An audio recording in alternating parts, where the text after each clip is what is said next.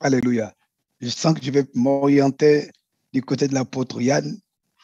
Apôtre Yann, est-ce que, voilà, où on laisse la parole au pasteur Eva, mais je le sens l'onction actuellement s'orienter vers l'apôtre Yann. On reste sur les apôtres d'abord. On va descendre, on va atterrir avec le pasteur Eva. Pas descendre, mais juste atterrir. Alléluia. Amen. Amen. Que Dieu soit béni pour cette intervention. Que Dieu bénisse son serviteur de l'apôtre Trinité. Amen. Et ma prière vraiment, c'est que l'essence de ce qu'il a voulu communiquer soit reçue et que Amen. La grâce de Dieu qui accompagne ce message qu'il a partagé avec nous puisse vraiment se répandre sur tous ceux qui nous écoutent en ce moment pour produire vraiment une percée et un réveil dans la vie de tous ceux-là qui ont entendu cette parole. On a été vraiment bénis. Amen, amen, amen. Vraiment que la grâce de Dieu soit avec vous. Que cette parole-là produise ce pourquoi elle est sortie dans le nom de Jésus-Christ. Amen. Amen. Amen. Amen. Donc, selon la grâce qui m'est faite d'intervenir, je vais aussi peut-être aborder des éléments sur ce thème, voilà, qui parle du temps Kairos, voilà, par rapport à le temps Kairos pour l'onction pionnière du réveil. Et moi, j'ai eu plutôt cette sensibilité quand je priais par rapport à ce thème et quand je regardais vraiment vers le ciel pour comprendre quelle est la pensée de Dieu dans ce thème. Il y a deux choses qui m'ont touché. Le premier point, c'est ce que le prophète Séraphin vient d'aborder, c'est le temps de Dieu. Le kairos, parce que quand on parle de temps kairos, bon, c'est un mot qui fait peur peut-être aussi pour certaines personnes, mais le temps kairos est un temps qui n'est pas temporel. Ça veut dire quoi? Ça veut dire que le temps kairos n'est pas un temps qui est capturé dans l'horloge des 24 heures que les hommes utilisent pour mesurer le temps. Le temps kairos n'a pas la même unité de mesure que le temps chronos. Le temps chronos, c'est le temps que nous utilisons, les 24 heures, qui s'appuie sur le cycle, n'est-ce pas, de la rotation de la Terre autour du Soleil et tout ça. Donc, c'est un temps qui se calcule par rapport aux astres. C'est pas de ça que nous parlons. Le temps kairos n'est pas un temps humain, c'est un temps divin, c'est un temps de Dieu. Yes. Et le Dieu n'a pas la même unité de mesure que nous. Donc, le temps kairos, je vais vous donner un exemple. La Bible dit, par exemple, dans Hébreux 3, Hébreux 4, la Bible dit, aujourd'hui, si vous entendez sa voix, n'endurcissez pas votre cœur. La Bible dit qu'il dit ces choses bien qu'il ait achevé ses œuvres. Mais il fait quand même un temps aujourd'hui. Et chaque jour, c'est aujourd'hui pour Dieu. Amen, amen, amen. Pendant que nous sommes dans le hier, l'aujourd'hui et le demain, Dieu, il est dans aujourd'hui. Ça veut dire que demain, c'est aujourd'hui pour Dieu. Tu peux être sauvé demain, tu peux être sauvé aujourd'hui, tu peux être sauvé hier. Chaque jour, l'opportunité t'est donnée d'entrer dans le temps kairos de Dieu. Parce que le temps kairos de Dieu est un moment où tu comprends ce que Dieu veut faire et tu entres dans le kairos. Il n'y a pas de dette d'expiration sur ce temps. Tu ne peux jamais rater ce temps. Amen. Parce que ce temps t'est toujours donné, l'opportunité t'est toujours donnée d'entrer dans ce que Dieu veut faire. C'est pour ça qu'il n'y a pas de retard avec Dieu. Amen. Amen. No deadline. Quand tu saisis, tu entres dedans. Et même si tu avais perdu des choses, si tu avais raté des choses, tout ce que tu avais perdu, tout ce que le gélec t'avait volé, Dieu te le restitue. Amen. Tout ce que tu avais perdu, Dieu te le redonne. Alléluia. Donc, Alléluia. on n'encourage pas les gens à prendre du retard. Mais je veux dire que quand tu rentres dans le kairos de Dieu, les choses que tu avais perdues pendant 10 ans, Dieu peut te les restituer en un an.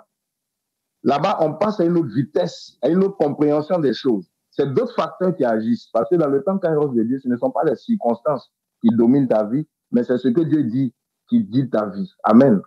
Amen, amen. Amen. Donc, c'était juste pour parler un peu du temps, pour dire que le temps kairos n'est pas un temps humain, c'est un temps de Dieu.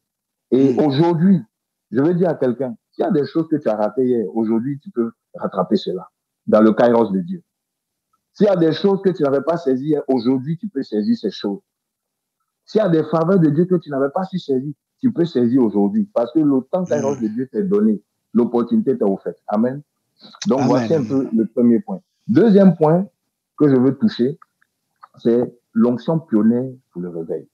Amen. Et il y a un mot, l'onction pionnière pour le réveil, il y a un mot qui a tapé mon esprit quand j'ai vu ce thème, c'est pionnier, pionnière.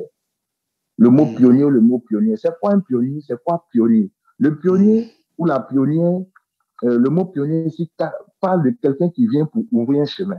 Yes. Quelqu'un qui est un initiateur, un précurseur. Donc, quelqu'un qui ouvre une voie pour d'autres personnes.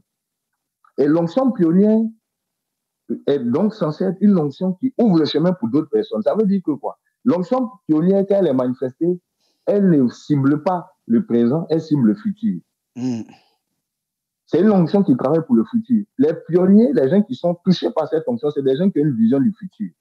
Amen, amen, amen, amen. Et Dieu, dans son processus de fonctionnement, a toujours suscité des pionniers dans chaque saison pour ouvrir le chemin à d'autres personnes. Et nous sommes tous le résultat d'une onction pionnière. En tant qu'homme de Dieu, en tant que chrétien, il y a des gens qui ont été avant nous. Même Jésus-Christ est venu, notre Seigneur. Quand il est venu à la suite de Jean-Baptiste. Jean-Baptiste a dit, quand il a présenté Jésus-Christ, il dit, moi je vous baptise d'eau, dans Matthieu 3:11, pour vous amener à la repentance. Mais à celui qui est plus grand que moi, je ne suis pas digne de donner la couronne de ses sandales, lui vous baptisera du Saint-Esprit et de feu. Il était avant moi, mais il vient après moi. Amen. Amen, amen. Et quand Jésus-Christ est venu, Jean-Baptiste était un précurseur de Jésus-Christ. Il est venu ouvrir le chemin. Il dit, je suis la voix de celui qui crie dans le désert pour préparer le chemin du Seigneur. Voici un pionnier. Je suis venu préparer. Il connaissait il savait que son appel n'était pas lié en son temps seulement, mais que son appel était aussi lié pour la génération future. Après lui, il y aurait un ministère qui allait venir, un ministère qui allait être plus grand que le sien. Mais c'est lui qui était chargé d'ouvrir le chemin pour ce ministère-là. Amen. C'est une vision du futur. Il vivait au futur, Jean-Baptiste. Donc, quand il prêchait pas seulement pour maintenant. Il ne cherchait pas à amasser de l'argent maintenant. Il ne cherchait pas à amasser une fortune maintenant. Il ne cherchait pas à faire des miracles maintenant, forcément. Ce n'est pas forcément quand tu fais des miracles, tout ça. Parce que la Bible dit Jean-Baptiste n'a fait aucun miracle, mais toutes les paroles qui sont sorties de sa bouche étaient vérifiées. Amen, amen. Et c'est lui qui a ouvert le chemin pour que le plus grand faiseur de miracles vienne faire ses miracles. Amen, voici pourquoi Jésus-Christ dit, parmi tous ceux qui sont nés des femmes, il n'y a pas plus grand que Jean-Baptiste, dans Matthieu 11. N'est-ce pas? Voilà. Il n'y a pas plus grand que Jean-Baptiste parce qu'il a été le précurseur du Messie. Et donc, on voit que Dieu utilise le principe de pionnier pour initier des saisons, en fait. Et ça, on le voit avec Jean-Baptiste. On voit Moïse qui vient ouvrir le chemin pour les enfants d'Israël. Et on voit Josué qui va être introduit à la suite de Moïse. Alléluia. On voit Élisée qui va être introduit à la suite d'Élie. Il y a des ministères qui viennent pour préparer des relèves. Et la vision de pionnier ou l'onction de pionnier, c'est une onction générationnelle. Ça ne vise pas seulement une génération. Amen. La vision de pionnier, c'est une vision qui, n'est-ce pas, touche au moins 2 générations, sinon même plus. Amen, amen, amen, amen. Parce que pourquoi un pionnier comme Abraham, Dieu lui a dit, je t'établis toi aujourd'hui comme un père, tu seras, toutes les nations de la terre seront bénies en toi, tes descendants, je vais les bénir, etc. Et on voit que Abraham a porté la grâce et la vision que Dieu lui a donnée sur au moins 2 générations. Wow. 3 générations, il y a eu son temps, le temps d'Isaac et le temps de Jacob, avant d'enfanter la nation juive. Et c'est comme ça, des fois, Dieu peut te donner une vision, ça commence avec toi. Même si tu ne vois pas tout ce que Dieu t'a dit dans ta génération, travaille à ce qu'il y ait une relève. Voici l'onction du pionnier. Amen, amen, amen. Le pionnier ne se dit pas que tout va se passer forcément en son temps, parce qu'il sait que la vision qu'il a reçue est une grande vision. Le réveil spirituel auquel Dieu nous appelle, c'est un réveil qui est transgénérationnel. Ça veut dire que quoi? Ce n'est pas une seule génération qui va avoir tous ces réveils. Mais ce réveil-là a commencé déjà avec des pionniers. Ils ont vu une portion de ces réveils. Cette vision a progressé dans la génération suivante et ainsi de suite. Chaque génération va avoir une portion de ces réveils-là, va expérimenter une portion de ces réveils-là. Et c'est transgénérationnel. Voici l'onction de pionnier du réveil. Ce n'est pas une onction qui commence avec nous. Ce n'est pas une onction qui commence avec moi. Ce n'est pas une onction qui commence en notre temps. C'est une onction qui a commencé depuis que Dieu a commencé à envoyer son esprit. Parce que l'onction du réveil, c'est l'onction qui a été déclenchée par l'esprit de Dieu. Or, depuis le commencement, l'esprit de Dieu se mouvait au-dessus des eaux. Il avait déjà commencé un mouvement. Et même avant même l'effusion du Saint-Esprit, on voit l'esprit de Dieu agir déjà dans l'ancienne alliance avec des sacrificateurs, avec des rois, avec des prophètes, avec des gens sur qui l'esprit descendait de temps à autre. C'était déjà les prémices du réveil. Voici pourquoi le réveil a commencé déjà à être annoncé dans l'ancienne alliance. Dieu dit, dans les derniers temps, je répandrai de mon esprit sur toute chair. Dans Joël 2, 28. Il dit, les jeunes gens vont prophétiser, les jeunes filles, tout ça, les vieillards auront des songes et des visions. Si mes serviteurs, mes servantes, je répandrai mon esprit.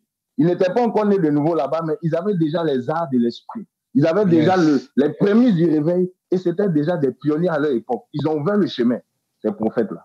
Ils ont ouvert le chemin. Et quand Jésus-Christ arrive, il dit à ses disciples, dans Jean 4, je vous envoie travailler là où vous n'avez pas semé, là où vous n'avez pas travaillé. Vous n'avez pas semé, je vous envoie moissonner là-bas. Il y a des gens qui ont travaillé avant vous, vous êtes entrés dans leur travail. Voici comment l'onction des pionniers fonctionne. Vous voyez? Et aujourd'hui, malheureusement, il y a un ennemi de l'onction pionnière, c'est quoi? C'est le fait de croire que les choses vont commencer avec nous. Ouais. On se dit que c'est nous, on va envoyer les réveils. Alors que ce n'est pas comme ça que Dieu fonctionne. Yes. Le réveil est déjà là. Le réveil a déjà commencé. Tu entres dans le réveil que Dieu a déjà commencé. Voici comment le réveil fonctionne dans une génération. Mais le problème, c'est que chaque personne veut être l'auteur du réveil dans sa génération. Amen. Les hommes de Dieu disent, c'est pas moi, ça va commencer. C'est dans mon pays, ça va commencer. Chacun s'accapare le réveil comme une œuvre humaine. Voilà pourquoi on rate le réveil, il n'y a pas de réveil. Parce que le réveil ne vient pas des hommes. Le réveil vient de Dieu. Or, Dieu n'est pas dans le temps. On ne peut pas capturer l'action de Dieu dans le temps. Vous dites, c'est nous, la génération. On est dans les temps, les enfants vont voir le réveil. Vous n'allez rien envoyer du tout. Le réveil a déjà commencé. Alléluia. Amen. Le réveil a déjà commencé. Le feu est déjà descendu. Et cela s'est manifesté quand Pierre est sorti. Dans Actes chapitre 2, la Bible dit que tout un coup, ils ont été visités par le Saint-Esprit, ils sont sortis. Les gens ne savaient pas ce qui s'est passé. Il dit c'est Joël 2. Dans les derniers temps, vous répondez l'Esprit, tout ça, c'est ce que vous êtes en train de voir. Ça n'a pas commencé aujourd'hui. Alléluia.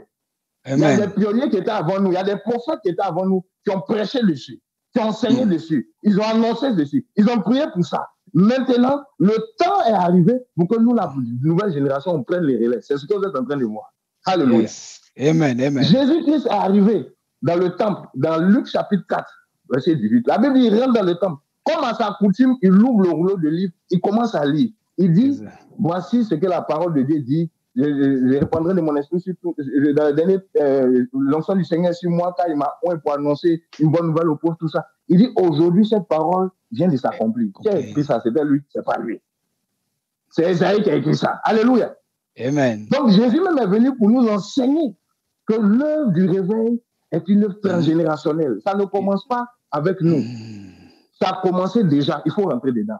Jésus, lui, il est rentré dans sa portion en tant que Messie. Alléluia. Amen. Donc, il faut que tu rentres dans ta portion. Il faut que tu rentres dans ton héritage. Et je veux dire à quelqu'un qu'il ne faut pas minimiser, il ne faut pas mépriser les générations passées dans l'œuvre de Dieu.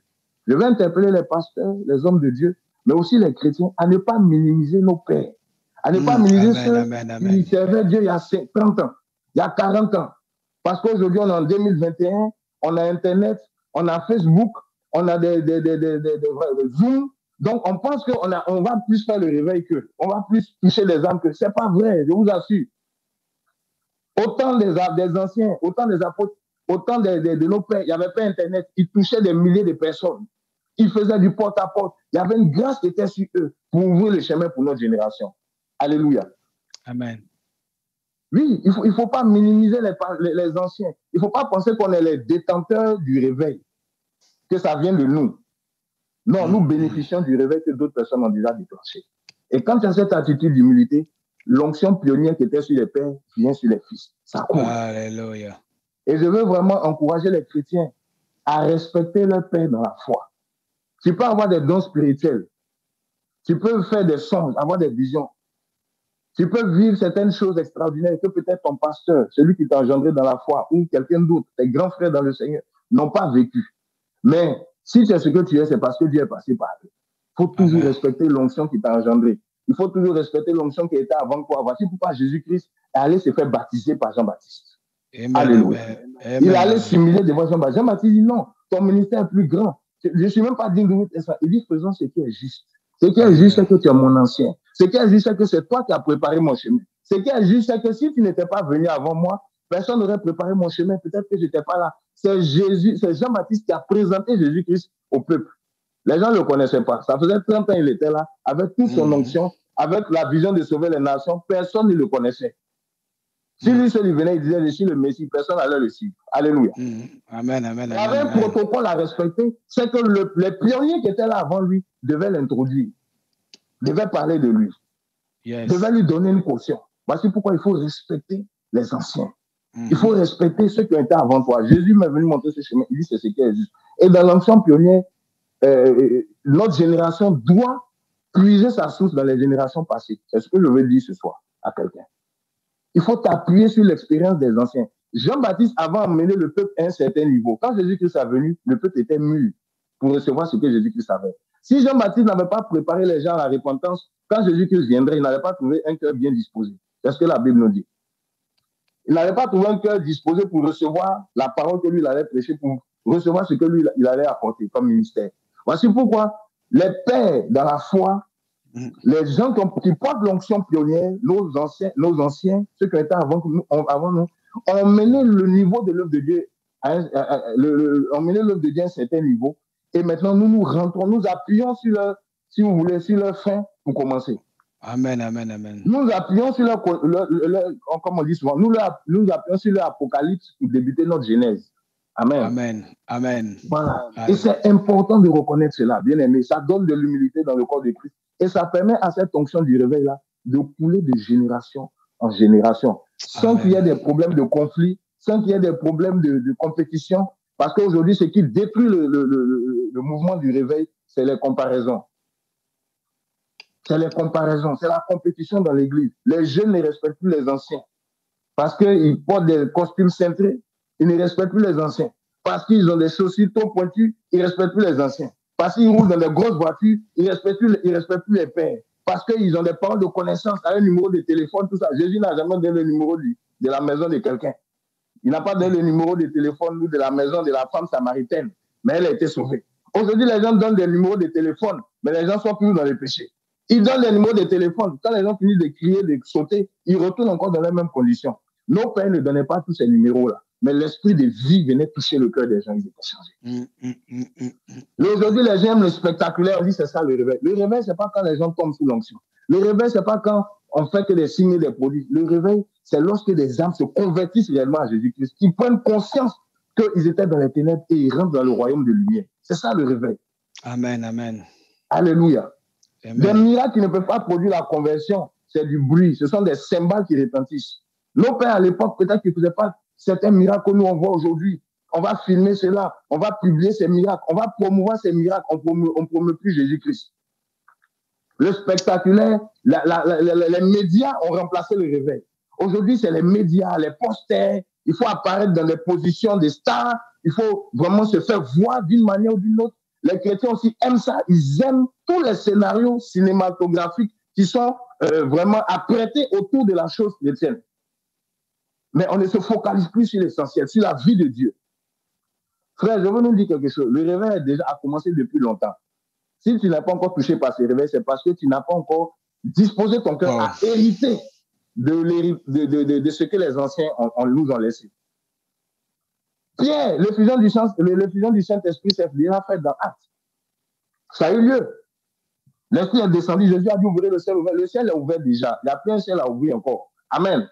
C'est déjà ouvert. Ceux qui sont humbles, ceux qui savent se disposer par rapport à ce que les anciens ont fait, qui savent reconnaître que ok, si je suis arrivé là, c'est à cause de ce pasteur, de cet homme de Dieu, de cette prédication.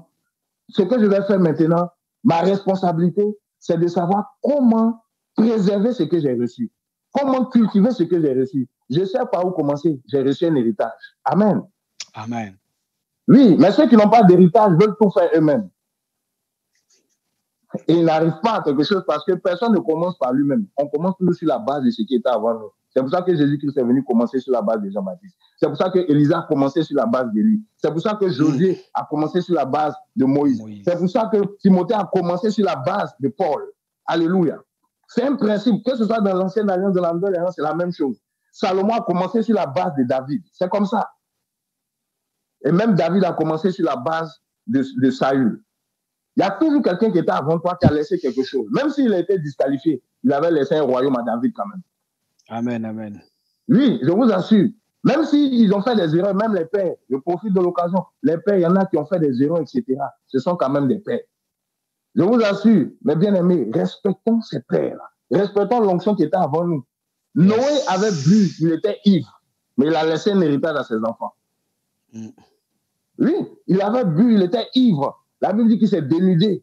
Il y a là parmi eux, ses enfants qui ont méprisé sa nudité, qui ont commencé à le critiquer. Voici, papa, il est nu. Au lieu de chercher à préserver l'héritage du père, ils ont commencé à gaspiller l'héritage du père. La Bible dit, il y a deux autres qui ont dit non, c'est quand même notre père. Respectons-le, protégeons-le, préservons son intégrité. Le père Soula, quand il est revenu de son vin, il a maudit l'autre enfant. Et la malédiction d'un Soula s'est accomplie. Est-ce que je veux dire à quelqu'un? Faites attention aux pères que vous combattez. Faites attention aux pères que vous critiquez. Ils font leurs erreurs, ils sont des pères. Ils font leurs erreurs. Mais l'onction qui est sur eux, c'est pour des générations. Abraham a fait des erreurs. Il a menti. Il a pris une autre femme, etc. Mais Abraham reste le père de la foi. Alléluia. Amen.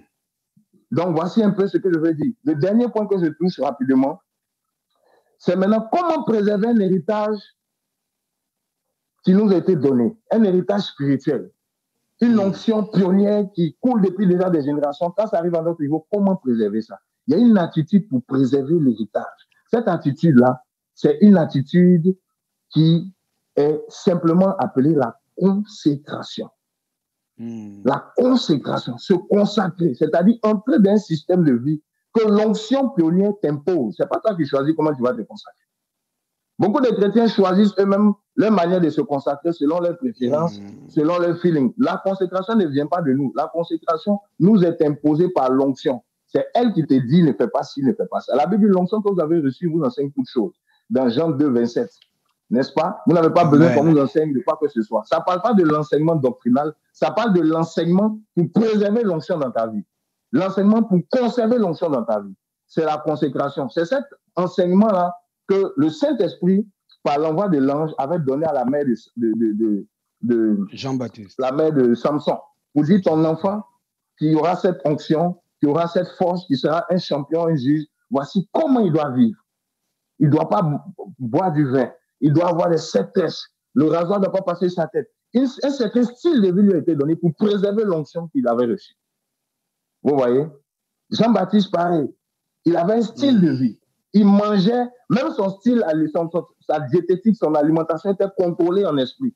La Bible dit qu'il mangeait des sauterelles et il buvait du miel sauvage. Même sa manière de s'habiller en vêtements de poils de chameau, ceinture de cuir. Il ressemblait à Élisée. Pourquoi? À Élie, parce qu'il avait l'onction d'Élie. Donc, l'onction qu'elle vient sur toi, elle vient avec tout un ensemble de choses à respecter. Elle va te conditionner. Et je veux dire, il y en a parmi nous qui ont déjà reçu l'onction pionnière, c'est-à-dire l'onction des pères qui étaient avant eux, pour les pousser aussi dans leur génération à vivre le réveil. Cette onction est venue dans ta vie. Comment tu peux la reconnaître? Elle commence à mettre des fardeaux en toi. Elle commence à mettre des désirs en toi. Pas des désirs de la chair, mais des désirs de l'esprit. Tu vas sentir peut-être une certaine manière de prier va monter dans ton cœur. Tu vas sentir une manière de vivre, ta manière de manger. Par exemple, l'onction va commencer à te dire ne mange plus tel jour. L'onction va commencer à te dire ne mange plus pendant telle période. Prie pendant telle période. Ne parle pas des hommes pendant 3 jours. Dans chaque mois, prends 3 jours, 4 jours, tu t'enfermes chez toi. Parce que l'onction qui vient, l'onction pionnière vient pour te bâtir. L'onction vient pour te transformer. Elle vient pour te propulser afin que tu puisses porter le poids de gloire que Dieu veut manifester. Amen. Amen. Amen. Voici pourquoi la Bible dit que, vous voyez, Jean-Baptiste était l'enfant d'un sacrificateur. Je vais terminer par là. Il était l'enfant d'un sacrificateur. Son héritage social et familial, c'était sacrificateur. Parce que les sacrificateurs engendraient des sacrificateurs. Mais dans les annales célestes et dans l'agenda de Dieu, Jean-Baptiste était le fils spirituel d'Élie. Il avait une destinée, il y avait une onction pionnière qui lui était destinée, c'était celle d'Élie. Il devait être comme un Élie dans sa génération. Et il ne s'habillait pas comme un sacrificateur. Il ne vivait même pas dans le temple. La Bible dit qu'il croissait dans les déserts. Jusqu'au jour où il parut. Dans Luc 1, verset 80, il croissait dans les déserts. Il restait dans le désert. Pourquoi? Parce qu'Élie vivait dans le désert. Quand tu reçois un manteau qui appartient à un ancien, à un patriarche ou à une lignée de personnes, des pionniers, cette onction-là va reproduire sur toi les mêmes symptômes que l'ancêtre qui avait porté ça. Amen, amen, amen. Et aujourd'hui, Ça manque dans l'église. Chacun va avoir une nouvelle onction qui est taillée sur mesure pour lui. C'est pas ça? Pour qu'il commence des nouvelles choses qu'on n'a jamais vues. Je vous dis, il n'y a rien de nouveau sur la terre. C'est vrai que l'onction de chacun est particulière, mais ce n'est pas dans un nouveau mode d'opération qui n'existait pas avant. Si tu fonctionnes comme ça aujourd'hui, il y a des gens qui ont fonctionné comme ça avant toi. Si tu chantes comme ça aujourd'hui, il y a des gens qui ont chanté comme ça avant toi. Peut-être que tu ne les connais pas. Si tu prophétises aujourd'hui, il y a eu des prophètes avant toi. Si tu apôtres aujourd'hui, il y a eu des apôtres avant toi. Si tu es chrétien aujourd'hui, il y a eu des chrétiens avant toi. Mes frères, nous sommes dans un travail de relais de génération. Et je veux dire à quelqu'un au travers de cette intervention simplement que nous sommes en train de vivre la continuité de ce qui a déjà pris place dans le passé pour notre génération. C'est ça l'onction pionnière qui est censée nous accompagner. Donc, si nous sommes conscients et attentifs aux choses qui ont eu lieu dans le passé, c'est pour ça qu'il faut connaître ses origines en tant que chrétien. Étudier l'histoire de l'Église, très cher chrétien. Étudier l'histoire du réveil. Priez pour que la portion que vous est accordée, qui vient de prédécesseurs, comme au temps de Jésus-Christ, puisse vous être accordée. Mais ne venons pas avec une attitude orgueilleuse, arrogante, parce qu'on a une communion avec le Saint-Esprit. On méprise les anciens, on ne respecte plus les protocoles du ministère, de la grâce de Dieu et de l'onction de Dieu. Donc, voici ce que je voulais partager avec nous, que le réveil prenne place dans notre génération, que chacun entre dans son kairos, parce que c'est maintenant. Et l'onction qui devait t'emmener à vivre le réveil dans ta génération est déjà disponible. C'est toi qui dois maintenant la saisir. C'est toi maintenant qui dois y rentrer. Comment y rentrer? Il faut simuler, ça c'est un. Deuxièmement, il faut respecter les protocoles. Si tu as déjà identifié cette onction, il faut respecter les protocoles qu'elle t'impose. Une vie de consécration, une vie de jeûne selon l'Esprit de Dieu, une vie de prière, c'est différent d'un individu à un autre parce qu'on ne porte pas la même onction. On n'a pas hérité de la même chose. Amen. Ceux qui sont comme des Élie vont fonctionner comme des Élie. Ceux qui sont comme des Josué vont fonctionner comme des Josué. Ceux qui sont comme des Moïse vont fonctionner comme des Moïse. Amen. Moïse faisait 40 jours sur la montagne. Vous voyez, Josué ne faisait pas faire 40 jours sur la montagne. Vous voyez, chacun va fonctionner selon la portion que Dieu lui a assignée.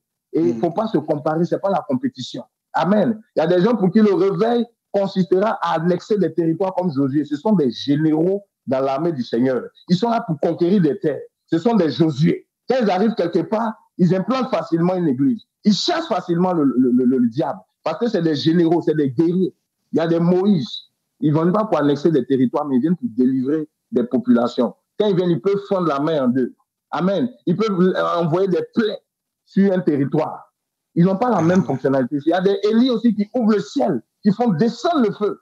Ce sont des hommes de jugement. Que le réveil pour eux, c'est d'amener le jugement de Dieu dans une génération. Amen. Ce sont des gens qui travaillent avec des chérubins, ils sont des anges de feu. Tout avec eux, c'est la colère de Dieu, c'est la rigueur de Dieu, c'est le feu de Dieu qui se manifeste. Et on a aussi besoin de ça dans notre génération. Donc, il y en a d'autres, ce sont des Asaph, qui vont commencer à jouer de l'instrument, qui vont transporter le peuple de Dieu dans les hauteurs célestes, afin que le peuple puisse s'abreuver, afin que le peuple puisse être restauré. Pour eux, le réveil spirituel consiste à ouvrir, n'est-ce pas, les chambres célestes pour que le peuple de Dieu puisse voyager, le peuple de Dieu puisse monter en esprit, pour que le peuple de Dieu puisse être rafraîchi dans cette génération. Et il y en a comme ça qui m'écoutent ce soir. Que la grâce qui est sur votre vie soit de plus en plus activée. Que la grâce qui est sur votre vie soit de plus en plus activée. Que des territoires soient annexés. Que dans ta famille, on sache qu'il y a un Josué. Qu'on sache qu'il y a un Gédéon qui peut renverser les idoles, qui peut renverser la puissance de la sorcellerie. Pour toi, le réveil consiste à défier les œuvres des ténèbres, à renverser la puissance des ténèbres. Parce que Jésus nous a donné le pouvoir de marcher sur les serpents et sur les scorpions. Dans le nom puissant de Jésus, que ces différentes grâces soient activées dans la vie des enfants de Dieu ce soir. Si tu es concerné par ces paroles, que l'Esprit de Dieu te saisisse, que l'Esprit de Dieu soit sur toi, que l'Esprit de Dieu t'impacte, que tu ailles, non pas avec ta force, mais avec la force que Dieu t'a attribuée, avec l'héritage que Dieu t'a attribué. Quand Élisée a suivi Élie, à un moment donné, Élie est parti. Mais quand Élie est parti, l'histoire d'Élie ne s'est pas arrêtée. Il y a une double portion qui était sur lui, qui est descendue chez Élisée. Élisée s'est retourné, il a regardé le Jourdain, il a pris le manteau, il dit, où est le Dieu d'Élie? Il dit, où est le Dieu d'Élie? Où est le Dieu qui était avec mon père? Où est le Dieu qui était avec les pionniers? Si les pionniers ont fait, c'est que nous aussi on peut faire. Au nom de Jésus-Christ. Et voilà. Il a fait le miracle, il a tendu le manteau sur l'eau et l'eau s'est ouverte. Les gens ont dit, l'esprit d'Élie est sur Élisée. Mes frères, c'est de ça qu'on est en train de parler. Il faut qu'on dise que l'esprit de Catherine Pullman est sur quelqu'un. Il faut qu'on dise que l'esprit de William Seymour est sur quelqu'un. Il faut qu'on dise que l'esprit de Paul, de Pierre, est sur quelqu'un. En réalité, ce n'est pas l'esprit qui appartenait à ces personnes, mais c'est le Saint-Esprit qui s'était forgé un système d'opération au travers de ces hommes-là. Que cet esprit-là commence à agir avec toi.